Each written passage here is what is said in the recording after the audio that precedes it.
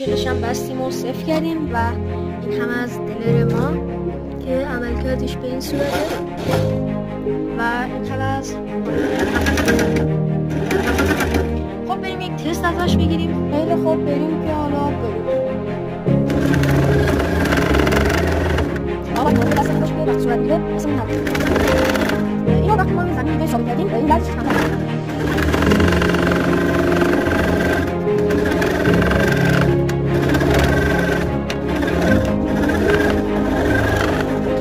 خیلی خوب دوستان، دقیقا دیدیم که بسیار بلندی و برید ولی مربوط کنید که دقیقا مشخص شده هر حالتی که بخوایم میتونیم بگیریم. ممنونم که ویدیو رو دیدیم.